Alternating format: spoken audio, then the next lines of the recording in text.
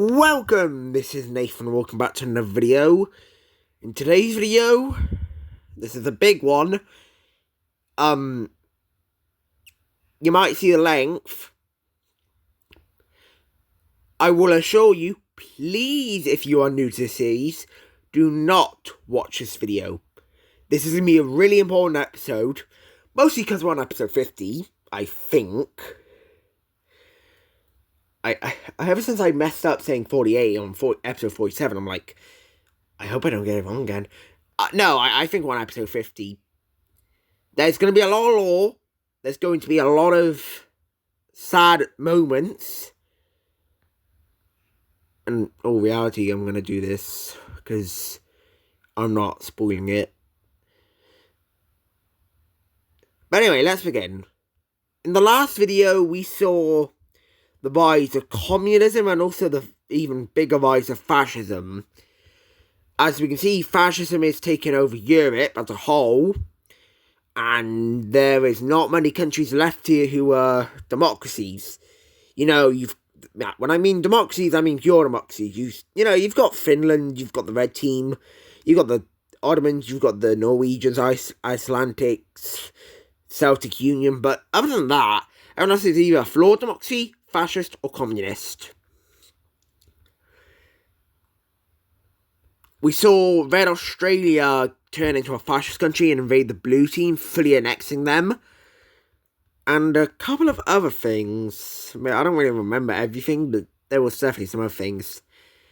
Now, if you watched episode 49, you would know that there was a little thing before the episode began. And that thing was hinted towards this video. The Ottomans are not in a good situation right now. Like I have said multiple times since the end of World War III, the Ottomans have stopped trying to develop. Their leader is kind of turning into a dictator. He's been in power since the end of World War III, which is like 15 years at this point.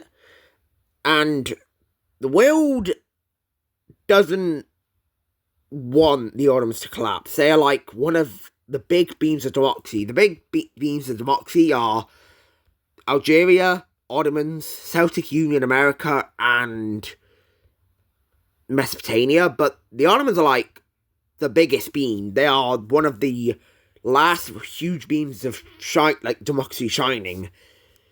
But, not everything can always go not everything can always go well. I will make this very clear.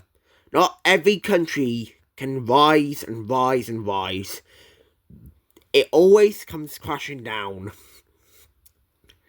I want to make that clear. Very clear. Countries can rise. They can get super strong. But it will never stay. It's never stayed in history. Countries have become the strongest country in the world, and it's never stayed like that. Even the British Empire, which probably at the time nobody thought was ever going to collapse, that didn't last. In America, I can guarantee you America is not going to last. Because there is always going to be another country that is going to start surpassing them. And that is what India is doing right now. India has been rapidly developing. They now have a bigger economy than the Ottomans. Their military is bigger than the Ottomans. Their population is double the size of the Ottomans. And it's this point that India officially overpasses the Ottomans in the rankings. The fascist country of India just overpassed a country which nobody thought would be overpassed. And there was a good reason for it. The Lion Team is collapsing. The leader has been suppressing certain groups within the country who have been wanting independence for a very long time. He has been suppressing other things, which have definitely led to this collapse. But in 2010, on March 27th, the Lion Team will officially enter a civil war. This event shocks the entire world. The most stable country in the world, has just entered a civil war. The leader is in full-on panic mode, the military is in full-on panic mode, but it's time to see the end of the Lion Team.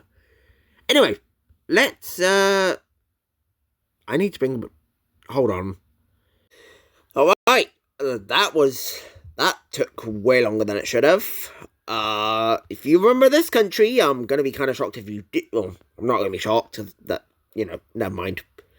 The blue team, which used to exist over here, is the first country to rebel from the Lion Team. I remember them. I didn't actually remember their colour. I just went back to a very old map and just yoinked them from the map. But yeah, when this green team collapsed, 3 of these countries came out and were born. 2 came out and born.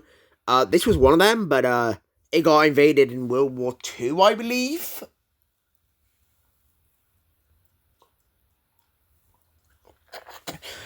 Yeah, they're not, like, old. I wouldn't say they're, like, so old they shouldn't be back, but I think they're fair enough. And I will not be bringing back Dark Green Team, but that used to exist right here. Don't even think about that. I don't know what that is. That is a long gone country. I'm not bringing that back. But we will see something quite scary. Oh. Okay, maybe not all of that. But the entire Baltic area will declare independence. At this point, the Lion Team is just like, oh crap. So, this definitely would not function as one country, I can easily say that. I mean, it was under the rule of the Lion Team, but it really wouldn't function as one country. The main force, though, is gonna be the main force, though, that's gonna be the scary part, is the fascist. Now, the fascists are rising up. Now, the reason that there are fascists rising up in the Lion Team, reasons are unknown. But I can give you a hint. They want to rebel because they believe that the Lion Team was the reason of the assassination of the Russian leader. Now, is there any evidence of that? Yes, there is. This rebel group has been one of the pains in the back of the Lion Team for a very long time, since fascists started to rise. And they want to prove that the Lion Team is the reason for the assassination of the Russian leader, which is why, World War III started. If the Russian leader was never killed, World War III probably wouldn't have started. Well, it would have, but it wouldn't have started then. But these 3 groups have been doing this for a while. They've been raiding, top secret bases of the Lion Team. They found a bunch of evidence, and they're gonna try and take over these major cities within the Lion Team, spread their propaganda, and help overthrow the Lion Team for good. That's exactly what they do as they begin pushing around and begin connecting up with each other. Now, I will mention the Lion Team's army is one of the strongest armies in the world, but it's in a mess right now, and let me just mention something. There might be some countries who want revenge. Now, what countries we will see in a minute, but let's begin the Civil War. So to begin with, the Lion Team is going to immediately focus all their efforts on getting rid of the fascist group, because if the fascist group wins, that's not good. So the Lion Team will begin to push back, will try and connect up with this piece of land, but unfortunately they will fail, as this group will immediately begin to push them back, and this is actually their main priority, to get rid of this little group, so that, the Mesopotamians can't help them, and they are successful in completely eradicating this group. On the other hand, the Lion Team is also focusing in on the rebels over here. Now, this rebel is an absolute mess. There's so many groups within it. There's 3 different countries within it that are trying to all get their independence. But the Lion Team is going to push into it, but they're not welcomed, and they're immediately stopped. And, the Lion Team just doesn't, they shouldn't really be focusing on this right now. Like, they should really just leave it. So the Lion Team will begin focusing in on these guys. Unfortunately, somebody has just joined the war, because, remember, revenge. The Pink Team has joined the war. They remember what happened during the War of Asia. They remember how much they were suppressed in World War, after World War II, World War 2.5 technically, and they are coming in for revenge. The Pink Team will begin the invasion of the Lion Team, taking over all this land by here, and the Rebels will be taking over this.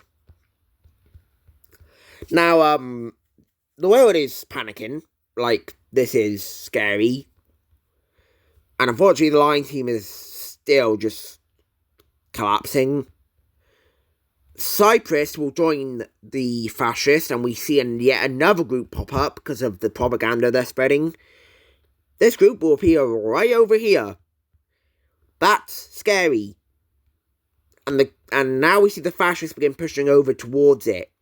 Now this is costing them a lot, but at this point, the leader is like trying to get his military to do stuff, because they're not doing anything. But the thing is, the military is swapping sides. Not swapping sides to someone else. No. The military's not going to have the fascist.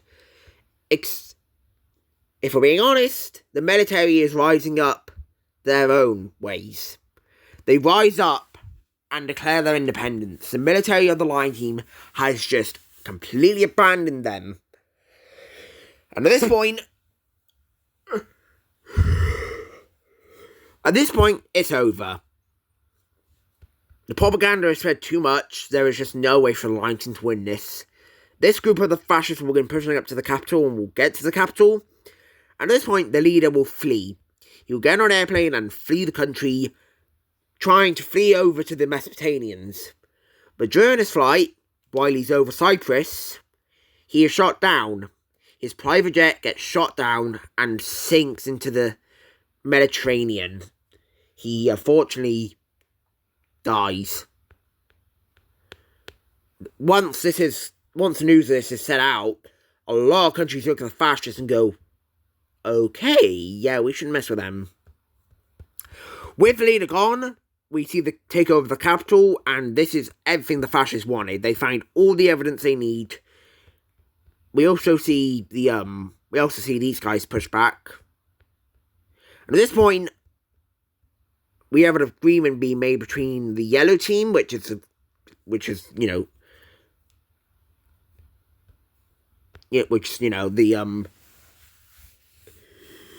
military. But an agreement is made between the military to let them just live. They're going to let them exist. They're not going to do anything with them. So let's take a look at the peace treaty of the Lion Team.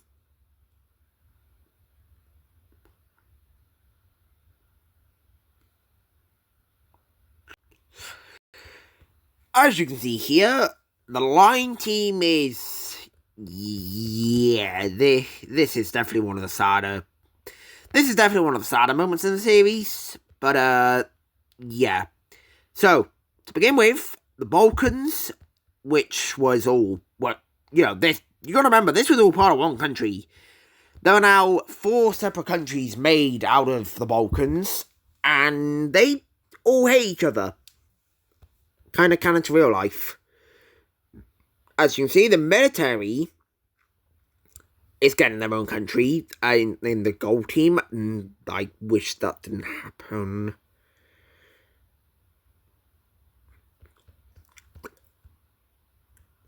But most importantly, the fascists will be taking over all this land, as well as Cyprus.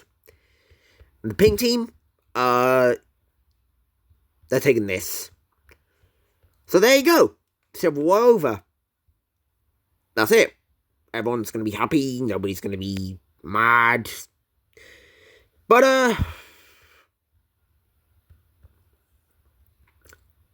oh, God. See, problem. The Lion team does still exist. Yes, I didn't get rid of them. I was debating it, but no, I decided not to get rid of them. We need to also take a look at the ideology map, which... yeah, that's a problem. I have an idea of how to fix this. Boom.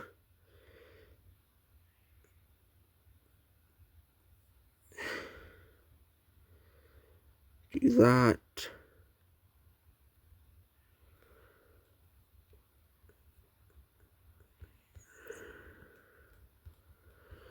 Okay, ignore that. It looks ugly, but just ignore it.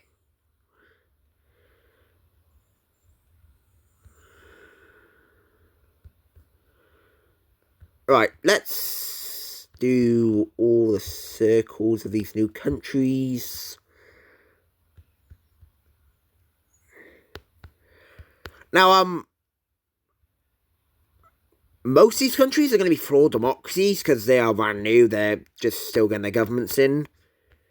But, the main one we're going to be focusing on is the fact that, we have a new fascist country in the world, being the Red Team. Yikes, there's now a fascist country in Mesopotamia. Well, there's now another fascist country in this region of the world. So yeah, with the end of the Ottomans and the empire they had grew, the world is shocked. One of the beams of democracy has just fallen, and the OS... Don't think I forgot about that. Yeah, this thing's done for. You know, I'm just straight up honest. This thing's done for. With the Ottomans gone, being the literal founding member of it. Oh, Jesus Christ! They were the founding member of this goddamn thing. They were the one who created it. With them gone, countries are just gonna straight up leave like tons. In Europe, well, to begin with, that one doesn't even exist. In Europe, we can see that the Norwegian team is out. The Syrian team, who just turned communist, is out as well. Denmark, yeah, they're out of it. The Red team,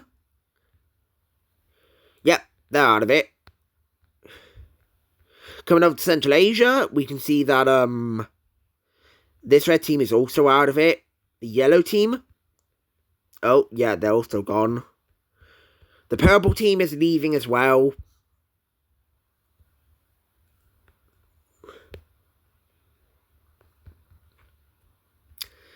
And that's going to be all the countries that are leaving. Oh, actually, there is one more. There we go. So at this point, the Organisation of States is down to, like, a couple members. And at this point, Mesopotamia, who is now the only founding member, just decides that they're just going to disband it. It simply didn't work. Most of the leading countries collapsed or left. And when it looked to be going good, America left, which was kind of sealed that it was done for. So, only about 2 weeks after the end of the Ottoman Civil War, Mesopotamia will disband the Organisation of States, marking the failure of what was meant to unite the world. And we can now... well, I don't know how to get rid of a layer. Ignore it, because it doesn't exist anymore. It is gone.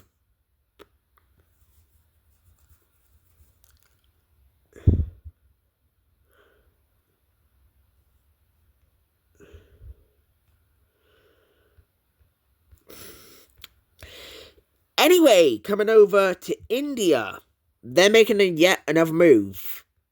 Now, this isn't going to be a move made within their country. No. See, India knows that if they continue to expand in Asia, there's most likely going to be a coalition formed against them. Probably not, actually, because they're the strongest country in the world, but they still don't want to risk it. So India is going to expand with their navy, because yes, their navy it's decent. It probably wasn't anywhere near, like, I mean, I don't even know who could match them at this point. But anyway,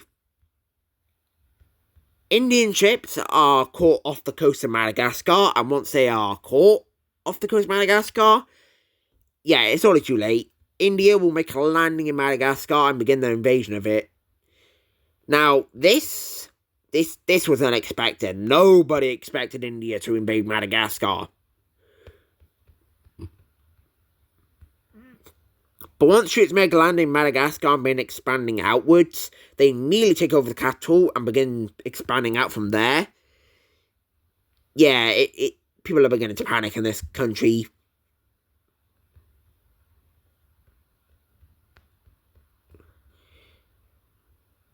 Units will push all around, cutting the Madagascar country in half. They'll also push up to here, cutting it in half. And they're basically just cutting this entire thing into multiple pieces. And eventually it will just surrender, because there is no hope for this country. And take a look at the peace treaty. We can see, oh, yikes, that's dangerous. No puppet, India is fully annexing Madagascar. No puppet, no nothing. They are fully annexing Madagascar, basically making it a colony. Now, how does the world feel about this? Because, Africa was one of the main areas of colonialism. How did they feel about the fact that, somebody just took over and is fully annexing a country of theirs? Not the best. Nobody's going to do anything because it's the strongest country in the world. But anyway, we're now going to move over back to Red Australia, because, yep, they're making yet another move. Now, where's this move? Where are they making this move? Well, they're invading the Papua New Guinea. Does this team even have a capital? I don't think they even do have a capital. I don't think they have a capital. Whatever, they're not going to live much longer. Red Australia will make a landing in Papua New Guinea and will begin expanding outwards.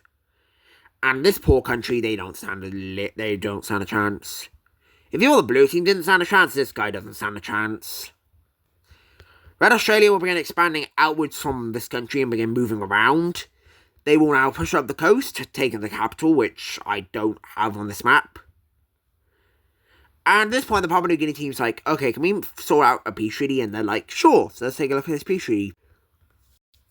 Taking a look at this peace treaty, we can see that, Red Australia is taking all this. Oh, yeah, it used to exist. I didn't even realise the baby blue team still exists. Oh yeah, Fiji, they're becoming an independent nation.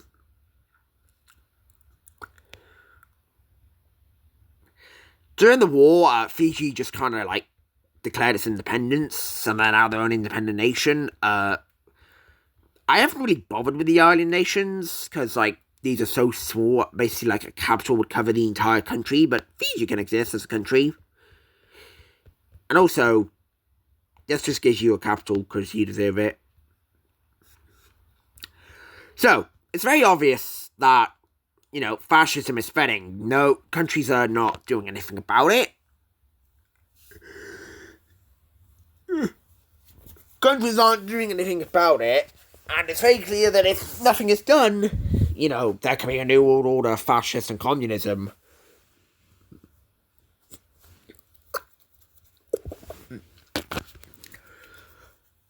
The world knows it. And at this point, a couple countries are going to have a meeting, which, I will name them, but it might not be all of them. So, the Celtic Union, Finland, America, Mesopotamia, and Siberia, including some other unknown members, all come together and meet up in Finland and have a meeting. Nobody knows what the meeting's about, but they have a meeting, and this meeting takes a couple of hours and it's over, and then the world goes back to normal. Nobody thought anything about it. Now, I will mention, nobody actually knows about this. Only the countries that were involved know about it. And the reason I'm not naming some of the other countries is because, I don't want to name them. Like, they're going to play an important part in what's going to happen. But with that point being done, all these countries have agreed on something that, nobody knows about. But anyway, that is going to do it for this video. I really hope you enjoyed. Definitely a major one. Hopefully nobody watched this episode because oh yeah, crap. Okay, hold on, wait, before I actually end the video. I can't believe I forgot this. This was the whole point of the episode. The red team, or the fascist Turkish, when they got to the capital, they did find files they were looking for. And yes, the Lion Team did assassinate the leader of Russia. Once this news gets out to the world is like, oh my god. Now, this includes countries who were close allies like Persia, Mesopotamia, the Red Team. They are like shocked. This is insane. It turns out Korea and the Ottomans both kind of, maybe secretly both were kind of like having a mini Cold War between each other, trying to assert dominance. And it kind of does look like, yes, that does look like it was the case. But, they both ended up killing each other. Korea doesn't exist, the Lion Team collapsed. So even if the Lion Team was successful in World War III, it didn't turn out the way they wanted it to. We'll explain that a bit more in the next upcoming episodes. But let me just say, the way World War III ended, the Lion Team and the Koreans, it didn't end in the way they wanted it to.